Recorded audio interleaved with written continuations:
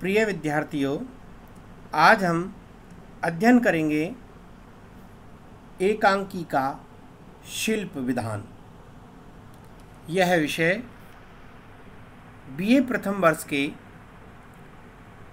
हिंदी साहित्य में अध्ययनरत विद्यार्थियों के द्वितीय प्रश्न पत्र के लिए उपयोगी है। मैं डॉक्टर बालकृष्ण शर्मा, सहायक आचार्य हिंदी, MSJ कॉलेज भरतपुर, आज आपसे एकांकी के शिल्प विधान के संबंध में बात करूंगा।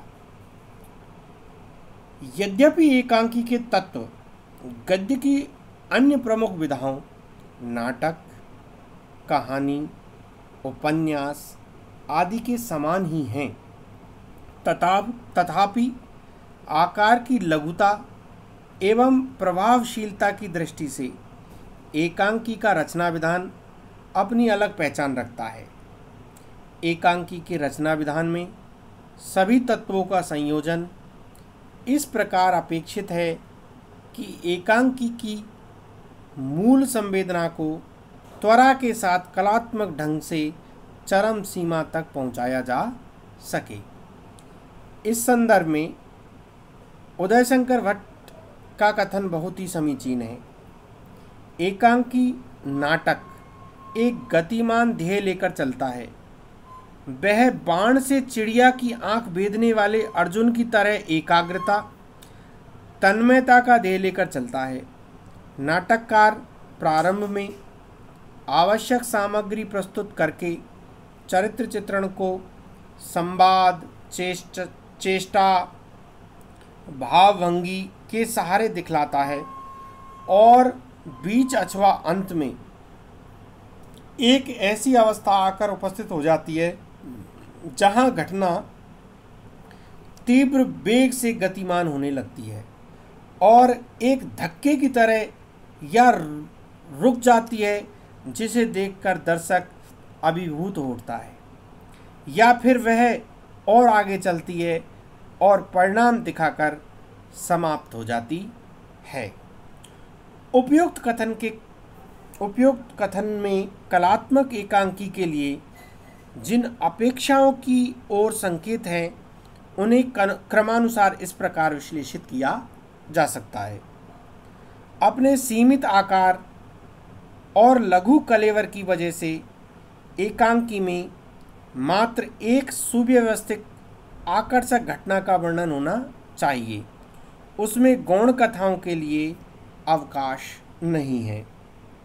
दूसरा बिंदु है, एकांकी में इस दृष्टि से गति वक्रता का महत्व अपरिमेय है, अर्थात घटना के किसी अंश का ऐसा चमत्कारपूर्ण चित्रण किया जाता है जिसकी संभावना पूर्व में विरल ही होती है, किंतु इस गति वक्रता में कार्य कारण संबंध होना अनिवार्य है।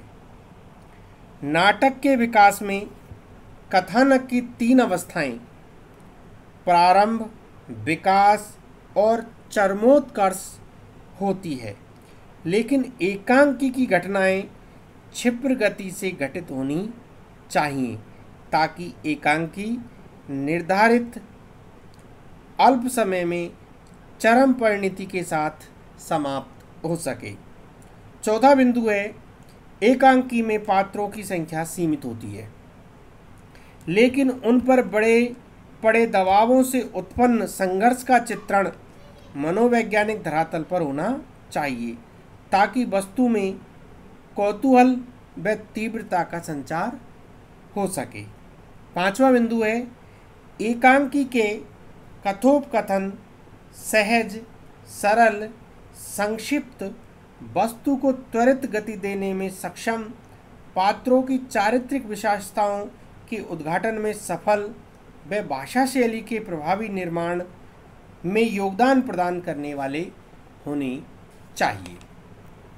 छठा बिंदु है, यद्यपि एकांकी के लिए दृश्य विधान की संख्या निश्चित नहीं है, तथापि जो एकांकी एक ही दृश्य में समाप्त हो जाए उसमें प्रभावान्विति सर्वाधिक होती है।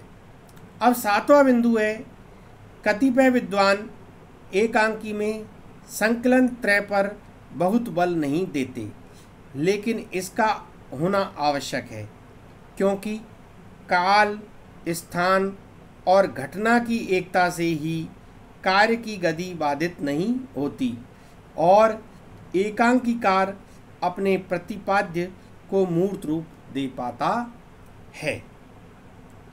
8वां बिंदु है, यह सच है कि एकांकी की रचना रंगमंच की दृष्टि से की जाती है और उसका उद्देश्य मनोरंजन होता है, लेकिन जो एकांकीकार एकांकी की मूल संवेदना को जीवन के किसी महान उद्देश्य से जोड़ने में सफल होते हैं, वे चिरकाल तक पाठकों दर्शकों के स्मृति पटल पर छाए रहते हैं।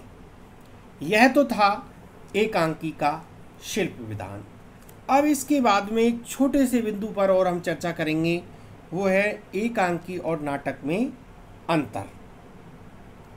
जिस प्रकार उपन्यास अपनी विस्तृत कथा एवं जीवन के विविध पक्षों के प्रदर्शन में महत्व प्राप्त करता है और कहानी अपनी सीमित अभिव्यक्ति में ही महत्ता को प्राप्त कर जाती है, उसी प्रकार नाटक और एकांकी की भी स्थिति है, क्योंकि नाटक अपने सुदीर्घ व्यापार, विस्तृत कथा, पूर्ण चारित्रिक विकास आदि के कारण गौरव को प्राप्त होता है, जबकि एकांकी अपने लघु व्यापार, लघु कथा, लघु चारित्रिक संकेत, तीनों बिंदुओं को ध्यान देना, अपने लघु व्यापार, लघु कथा, लघु चारित्रिक संकेत द्वारा गौरव हासिल कर लेती है। इस प्रकार एकांकी की महत्ता अपनी लघुता में ही है, अपने सीमित कार्य व्यापार में है, अपने सीमित चरित्र चित्रण में है और अपनी संक्षिप्त विचार अभिव्यक्ति में है।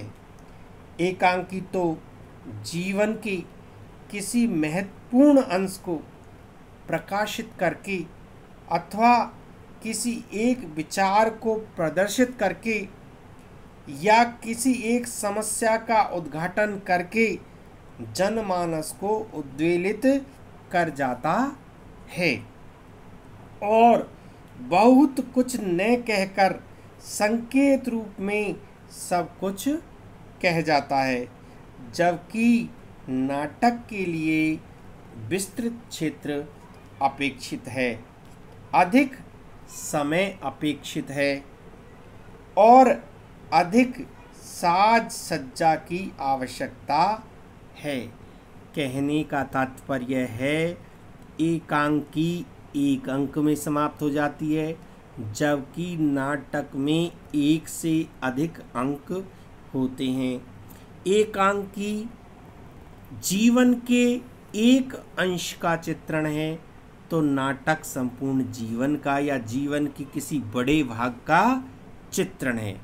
यहाँ पर आकारगत लघुता और आकारगत विस्तृत भावना दोनों में छिपी हुई है।